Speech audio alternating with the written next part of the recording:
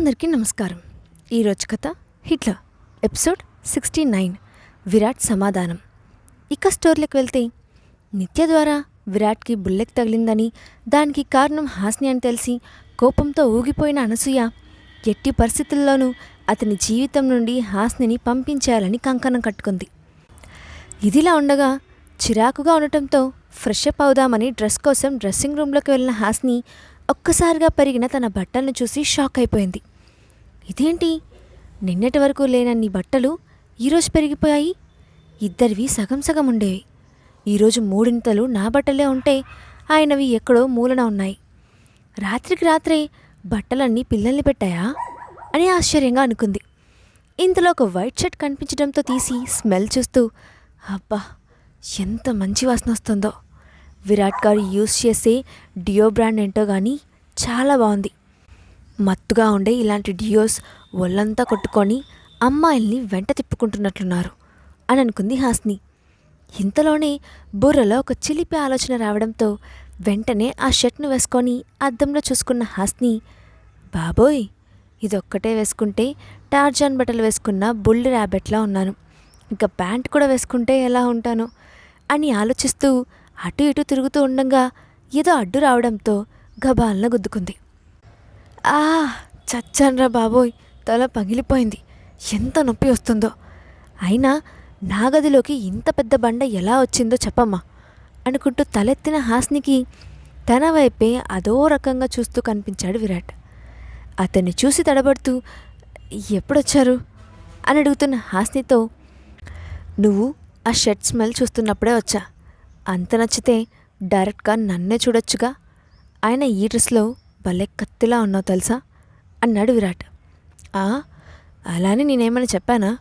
బట్టలు సరిగ్గా వాష్ చేశారో లేదో, మంచి వాసన వస్తున్నాయా మురికి వాసన వస్తున్నాయా అని జస్ట్ టెస్ట్ చేశానంతే. ఆ మాత్రం దానికి ఇలాంటి డైలాగ్ కొడతారా అని దబాయించింది హాస్ని. ఇప్పుడు ఇది నిజమని నేను నమ్మాలి అంతేనా అని కళ్ళు ఎగరేసిన విరాట్తో, నమ్మాలి, నమ్మి తీరాలి. అది సరే గాని ఉన్నట్టుండి నా డ్రెస్సెస్ ఎందుకంత పెరిగిపోయాయి అని అడిగింది హాస్ని. నువ్వు షాపింగ్ పేరు చెప్పి ఇష్టం వచ్చినట్లు తిరుగుతున్నావు కదా, దాన్ని కంట్రోల్ చేయడానికి తెప్పించాను అని బదులిచ్చాడు విరాట్. మీరు అలా చేయడం నాకు అస్సలు నచ్చలేదు. అయినా నేను షాపింగ్కి వెళ్తే మీకొచ్చే నష్టమేంటి? అవేవీ నాకు నచ్చలేదు. నేను స్వయంగా వెళ్ళి మరీ నా ఫేవరెట్ లింక్ బ్రాండ్ క్లోత్స్ని కొనుక్కుంటాను అని చెప్పింది హాస్ని. ఇక్కడ ఉన్నవన్నీ టాప్ మోస్ట్ డిజైనర్స్ డిజైన్ చేసిన బ్రాండెడ్ క్లాత్స్. ఇవేవీ నచ్చలేదని పర్టికులర్ బ్రాండ్ పేరు చెప్పావు, అందులో అంత స్పెషాలిటీ ఏముంది అని అడిగాడు విరాట్. లింక్ బ్రాండ్ వాళ్ళు తన ఇష్టానికి తగ్గట్టు ట్రెండీగా డిజైన్ చేస్తారని, వాళ్ళ మోడల్స్ అన్నీ వేసుకోవడానికి సౌకర్యంగా ఉంటాయన్న హాస్ని మాటలకి దీర్ఘాలోచనలో మునిగిపోయాడు విరాట్. మరుసటి రోజు హాస్ని డ్రెస్సింగ్ రూమ్లోకి వెళ్ళేసరికి అక్కడొక కొత్త ర్యాక్ కనిపించింది. ఏంటిది, నిన్న కూడా లేదు కదా, ఈరోజు ఎక్కడి నుంచి వచ్చింది అనుకుంటూ ఓపెన్ చేసి చూసిన హాస్నికి అన్నీ లింక్ బ్రాండ్ డ్రెస్సెస్తో కనిపించడంతో షాక్ అయిపోయింది. నిన్న ఈ విషయం చెప్పానో లేదో, ఈరోజు ఏకంగా షాప్ తీసుకొచ్చి పెట్టారు. నన్ను బయటికి వెళ్లకుండా చేయడం కోసం ఇంత చేయాల్సిన అవసరం ఏముంది? రాను రాను డబ్బంటే లెక్క లేకుండా పోతోంది అని తిట్టుకుంటూ విరాట్ దగ్గరకు వెళ్ళింది హాస్ని. సోఫాలో కూర్చొని పేపర్ చదువుతున్న అతని దగ్గరికి వెళ్ళి, మీరేం చేశారో అర్థమవుతోందా? మీకెందుకు ఇంత పంతం అని అడిగిన హాస్ని వైపు ఓరగా చూస్తూ, ఎందుకు అలా కాకిలా అరుస్తున్నావు బేబీ అని అడిగాడు. నేను అరుస్తున్నానా? నిన్నటి వరకు నా దగ్గర లింక్ బ్రాండ్ డ్రెస్సెస్ ఒక్కటి కూడా లేవు. ఈరోజు ఎక్కడి నుంచి వచ్చాయి? నిన్న ఇష్టమని చెప్పానో లేదో, ఈరోజు తెప్పించారు. అంత అవసరం ఏముంది అని అడిగింది హాస్ని. అవన్నీ అనవసరం, నీకు నచ్చాయా లేదా అని అడిగిన విరాట్కు, ఇష్టమైన బ్రాండ్ నచ్చకుండా ఎలా ఉంటుంది? కానీ షాప్లో ఉండాల్సినవన్నీ ఇంట్లో పెడితే నేనేం చేసుకోవాలి? కంపెనీ స్టోర్ క్లోజ్ చేయించారా ఏంటి అని అడిగింది హాస్ని. అదేం లేదు, జస్ట్ లింక్ బ్రాండ్ మొత్తాన్ని కొనేశాను అంతే. ఈరోజు నుండి దానికి సంబంధించిన స్టోర్స్ అన్నీ నీవే అని బాంబు పేల్చాడు విరాట్. అతని మాటలకి షాక్ అయినా ఆమెను చూసి నవ్వుకుంటూ, ఈ కార్డ్ నీ దగ్గర ఉంచుకో, స్టోర్కి వెళ్ళినప్పుడు ఇది చూపిస్తే నువ్వు ఎవరన్నది వాళ్ళకి అర్థమవుతుంది అని చెప్పాడు విరాట్. ఆ కార్డును వణుకుతున్న చేతితో తీసుకొని దాన్ని ఏదో దయ్యాన్ని చూసినట్టు ఫీల్ అయింది హాస్ని. తన మనసంతా కేవలం ఆ బ్రాండ్ కొన్న విరాట్ ఆలోచన దగ్గరే ఆగిపోయింది. మరుసటి రోజు స్టోర్కి వెళ్ళిన హాస్నికి అక్కడ ఉన్న మోడల్స్ అన్నీ తన డ్రెస్సింగ్ రూమ్లో ఉండటం గమనించింది. అలా ముందుకు వెళ్తూ ఉంటే ఎప్పటి నుండో కీర్తికి కొనాలని చూస్తున్న హ్యాండ్ బ్యాగ్ కనిపించడంతో తనకి కీర్తికి కలిపి 2 బ్యాగ్స్ తీసుకొని విరాట్ ఇచ్చిన కార్డ్ కౌంటర్లో చూపించింది. అప్పటి వరకు నార్మల్ కస్టమర్ అనుకున్న స్టోర్ మేనేజర్ ఫాస్ట్గా పైకి లేచి ఆమెను విష్ చేసి తానెవరో తెలియకపోవడం వల్ల ఇలా జరిగిందని, మరొకసారి ఇలా జరగదని క్షమాపణ చెప్పాడు. ఇట్స్ ఓకే, నేను ఇక వెళ్ళొచ్చా అని అడిగిన హాస్నితో yes madam, thank you for coming అని స్వయంగా డోర్ ఓపెన్ చేశాడు. ఆ సిచ్యువేషన్ అంతా కొత్తగా ఉన్నా కూడా మనసులో ఇదని తెలియని ఫీలింగ్ కలుగుతూ ఉంటే సంబరంగా కీర్తి దగ్గరికి వెళ్ళి తనకు తీసుకున్న బ్యాగ్ కవర్ను ఆమె ముందు పెట్టింది హాస్ని. ఆ బ్యాగ్ వైపు ఆశ్చర్యంగా చూస్తూ ఏంటిది, నా కోసం నాకు ఇష్టమైన పాస్తా తీసుకొచ్చావా, కానీ ప్యాకింగ్ అంత పెద్దగా ఉందేంటి అని అడిగింది కీర్తి. అబ్బా, అన్నిటికీ తొందరే, ముందు కవర్ ఓపెన్ చెయ్యి, నీకొక సర్ప్రైజ్ ఉంది అని హాస్ని చెప్పడంతో ఓపెన్ చేసిన కీర్తి అందులో తన ఫేవరెట్ బ్యాగ్ చూసి షాక్ అయిపోయింది. ఈ బ్యాగ్ నీకెక్కడ దొరికింది, ఇది చాలా కాస్ట్లీ కదా అన్న కీర్తితో ఇది నీకోసమే తెచ్చాను బేబీ అని చెప్పింది హాస్ని. నీకేమైనా పిచ్చా, ఈ బ్యాగ్ ఖరీదు మా ఇంటికి 1 నెల ఖర్చు, అంత డబ్బు నీకెక్కడిది, నీ దగ్గర నుండి ఇంత ఖరీదైన బ్యాగ్ తీసుకోవడం నాకు ఇష్టం లేదు, నువ్వే ఉంచుకో అని నిర్మోహమాటంగా చెప్పింది కీర్తి. ఇదిగో నా బ్యాగ్ కూడా చూడు, నేను మన ఇద్దరికి కలిపి తీసుకొచ్చాను, అలా ఎందుకు మాట్లాడుతున్నావు, నేను కొనలేదు కాబట్టి నువ్వు అంత కంగారు పడక్కర్లేదు అంది హాస్ని. కొనకపోతే కొట్టుకొచ్చావా అని అడిగిన కీర్తికి విషయం మొత్తం చెప్పి వివరించింది. ఆమె చెప్పిన దానికి ఆశ్చర్యపోయినప్పటికీ తనకు అలాంటి గిఫ్ట్ తీసుకోవడం ఇష్టం లేదని సున్నితంగా రిజెక్ట్ చేసింది కీర్తి. అలాంటిది ఏం కుదరదు, ఇది కంపెనీలో నువ్వు చేస్తున్న హార్డ్ వర్క్కి బహుమతి అనుకో, ఇంకొక్క మాట మాట్లాడినా నేను ఒప్పుకోను అని వార్నింగ్ ఇచ్చింది హాస్ని. ఇది ఇలా ఉండగా బుల్లెట్ తగిలిన విషయంగా కొడుకుతో మాట్లాడడానికి అదే రోజు సాయంత్రం ప్యాలెస్కి వచ్చింది అనసూయ. కానీ హాస్ని విరాట్ ఇద్దరూ లేకపోవడంతో వాళ్ళ కోసం ఎదురుచూస్తూ సోఫాలో కూర్చుంది. ఇంతలో ప్యాలెస్కి చేరుకున్న విరాట్ దగ్గరికి పరుగున వచ్చి పెద్ద మేడం గారు వచ్చారని, చాలాసేపటి నుండి అతని కోసం ఎదురుచూస్తూ ఉన్నారని చెప్పిన సూర్యతో తాను చూసుకుంటానని లోపలికి వెళ్ళిపోయాడు.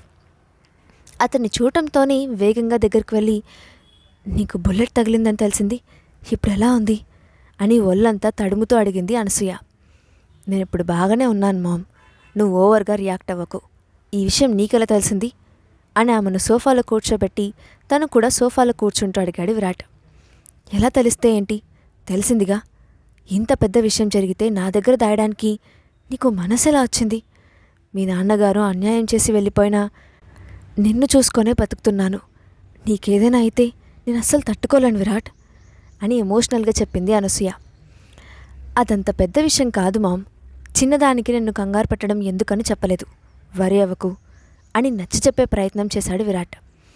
ఇంత పెద్ద విషయం జరిగితే అంత నిర్లక్ష్యం ఏంటి నీకు, ఇదంతా హాస్ని వల్లే కదా అని కోపంగా అంది అనసూయ. టాపిక్ ఎక్కడి నుండి ఎక్కడికి తీసుకెళ్తున్నావు మామ్, దీనికి హాస్నికి ఎలాంటి సంబంధం లేదు, అనవసరంగా ఏదేదో ఊహించుకొని మనసు పాడు చేసుకోకు అన్నాడు విరాట్. దీనికి నేను ఏమాత్రం ఒప్పుకోను, అసలు తనని పెళ్లి చేసుకున్నప్పటి నుండి నీకన్నీ ఇలాంటి సంఘటనలే జరుగుతున్నాయి, రోజుకో కొత్త టెన్షన్స్ వస్తున్నాయి, అసలు నువ్వు ఈ పెళ్లితో సంతోషంగా ఉన్నావా అని అడిగింది అనసూయ. అదే నిమిషంలో ప్యాలెస్కి చేరుకున్న హాస్నికి బయట నుండి వీళ్ళ మాటలు వినిపించడంతో మళ్ళీ ఎవరినో తీసుకొచ్చాడని భ్రమపడి లోపలికి వచ్చింది. అక్కడ విరాట్తో మాట్లాడుతున్న అనసూయని చూసి మిమ్మల్ని ఇంతకుముందు ఎక్కడో చూశాను అని ఆలోచిస్తూ ఆమెకు ముందుకు వచ్చి నిల్చుంది హాస్ని. ఆమెను అక్కడ ఊహించని విరాట్ తమ డిస్కషన్ మొత్తం విన్నదేమోనని కంగారు పడ్డాడు. ఇంతలో అప్పుడే మర్చిపోయావా, సూపర్ మార్కెట్లో చైర్ ఇవ్వడానికి స్పీచ్ ఇచ్చావు కదా, గుర్తులేదా అని వెటకారంగా అడిగింది అనసూయ. యా గుర్తొచ్చింది, అవును ఇక్కడికెందుకు వచ్చారు మీరు అని అడిగిన హాస్నితో వెయిట్ చేస్తే తెలుస్తుంది అంది అనసూయ. ఇంతలోనే లోపలికి వెళ్ళు హాస్ని అంటున్న కొడుకు నాపి, ఇక ముసుగులో గుద్దులాట అనవసరం, నేను వచ్చిన విషయం చెప్తున్నాను, మీరిద్దరూ వీలైనంత త్వరగా విడాకులు తీసుకోవాలి అని చెప్పింది అనసూయ. ఆ మాటకి హాస్ని షాక్ అయితే విరాట్ ముఖం కోపంతో కమ్మేసింది. చేతులతో సమాధానం చెప్పాలన్నట్లు ఆమెను చూస్తుండగానే భార్యను తన పక్కన కూర్చోబెట్టుకొని తల్లి వైపు కోపంగా చూశాడు. హాస్ని కూడా ఆమె ఎవరో తెలియకపోయినా విడాకులు ఇవ్వమని చెప్పిందన్న కోపంతో విరాట్ చేతిని గట్టిగా పట్టుకొని భుజం మీద తలపెట్టి అనసూయ వైపు కోపంగా చూసింది. ఆమె చేసిన పనికి చిన్నగా నవ్వుతూ భుజం చుట్టూ చేవేసి, బేబీ, తను మీ అత్తయ్య అనసూయ గారు, నమస్కారం పెట్టు అని చిన్నగా చెప్పాడు విరాట్. ఏంటి, అత్తమ్మనా? మరి ఈ విషయం నాకు ఇంతవరకు ఎందుకు చెప్పలేదు అని వేగంగా వెళ్ళి ఆమెకు దండం పెట్టింది హాస్ని. ఆమె రియాక్షన్కి విరాట్ చిన్నగా నవ్వుకుంటే అనసూయ మాత్రం కోపంతో ఊగిపోతూ, నువ్వు నా కొడుకుకి భార్యవి కాగలవేమో కానీ నాకు ఎప్పటికీ కోడలి కాలేవు అని స్పష్టంగా చెప్పింది. అనసూయ ప్రవర్తనకు చిన్నబోయిన హాస్ని ముఖం చూసి విరాట్కి కోపం వచ్చింది. కానీ కళ్ళెదురుగా ఉన్నది కన్నతల్లి అన్న కారణంతో కోపాన్ని పంటి బిగున కంట్రోల్ చేసుకుంటూ, తను చిన్నపిల్ల మామ్, తొందరలో అన్నీ అర్థం చేసుకుంటుంది అని చెప్పాడు విరాట్. తను చిన్నదైతే నాకేంటి, పెద్దదైతే నాకేంటి, నీ జీవితంలో ఉండటానికి నేను ఒప్పుకోను. తనలో ఈ రుద్రమనేని వంశపు కోడలికి ఉండాల్సిన లక్షణం ఒక్కటి కూడా లేదు. వీలైనంత తొందరలో తనకి విడాకులిచ్చేయి, ఇది తల్లిగా నా ఆర్డర్ అని సూటిగా చెప్పింది అనసూయ. ఆమె మాటలకి విరాట్ ఎలాంటి నిర్ణయం తీసుకుంటాడన్న భయంతో అతని కళ్ళల్లోకి బెదురుగా చూస్తూ ఉండిపోయింది హాస్ని. నా జీవితంలో పెళ్ళి ఒకేసారి జరుగుతుంది. ఈ జన్మకి హాస్ని మాత్రమే నా భార్య, మరొకరికి స్థానం లేదు అని ఖచ్చితంగా చెప్పాడు విరాట్. అతని మాటలకి హాస్ని మనసు సంతోషంతో నిండిపోతే అనసూయ మాత్రం కోపంతో రగిలిపోయింది. కొడుకు వైపు కోపంగా చూస్తూ, నా నిర్ణయాన్ని వ్యతిరేకిస్తున్నావా విరాట్ అని అడిగింది అనసూయ. కాదమ్మా, నా నిర్ణయాన్ని స్పష్టం చేస్తున్నాను. తల్లిగా నీ మాటలను ఏ విషయంలోనైనా వింటాను, కానీ నా భార్య విషయంలో మాత్రం కాదు. అందులో అస్సలు కాంప్రమైజ్ అవ్వను అని చెప్పాడు విరాట్. హాస్నితో విడాకులిప్పించి కొడుకుకి మరొక పెళ్లి చేయాలని భావించింది, కానీ ఒంటరిగా మిగిలిపోవాలని అస్సలు అనుకోలేదు. దాంతో అతని సమాధానం నచ్చక వేగంగా అక్కడి నుండి వెళ్ళిపోయింది అనసూయ. అయ్యో, అదేంటి అలా వెళ్ళిపోతున్నారు అనుకుంటా ఆమె దగ్గరికి వెళ్ళి, భోజనం చేసి వెళ్ళండి అత్తమ్మా అని చెప్పిన హాస్నితో, కడుపు నిండా పెట్టారుగా, ఆకలి చచ్చిపోయింది అని విసురుగా వెళ్ళిపోయింది. ఆమె వెళ్ళిన వైపే చూస్తూ దిగులుగా ఉన్న హాస్నిని దగ్గరకు తీసుకొని, ఎందుకిలా ఉన్నావని లాలనగా అడిగాడు విరాట్. నేను అత్తమ్మకి నచ్చలేదు కదా, నిజంగా డివోర్స్ ఇస్తారా అని అడిగిన ఆమెతో, నేను అలా చేసేవాళ్ళ కనిపిస్తున్నానా? నీ ముందు మా అమ్మకి ఆన్సర్ చెప్పాను కదా, ఇంకా నీకు భయంగా ఉందా అని బాధగా అడిగాడు విరాట్. అసలు ఇదంతా మీ మూలంగానే వచ్చింది. అత్తమ్మ వచ్చారని ఒక్క కాల్ చేస్తే మీ సొమ్ము ఏమైనా పోతుందా? ఎవరో అనుకొని నేను కూడా డిఫరెంట్గా బిహేవ్ చేశాను. ఇక ఈ జన్మలో నా మీద కోపం పోదు అంటూ అతనికి దూరంగా జరిగింది. సరే, నీ కోపం పోవాలంటే నేనేం చేయాలి అని అడిగిన విరాట్తో, కేక్ ప్రిపేర్ చేయండి అని సింపుల్గా చెప్పింది హాస్ని. హాస్ని అడిగిన దానికి విరాట్ రియాక్షన్ ఏంటి? విరాట్తో కేక్ ప్రిపేర్ చేయించుకోవడంలో హాస్ని సక్సెస్ అవుతుందా? నెక్స్ట్ పార్ట్లో చూద్దాం. ఈ స్టోరీ అప్డేట్ ఎలా ఉందో కింద కామెంట్ బాక్స్లో మీ ఒపీనియన్ని షేర్ చేయండి. అలాగే ఇలాంటి మరిన్ని స్టోరీస్ కోసం మా ఛానల్ని తప్పకుండా సబ్స్క్రైబ్ చేసి పెట్టుకోండి. Thanks for watching.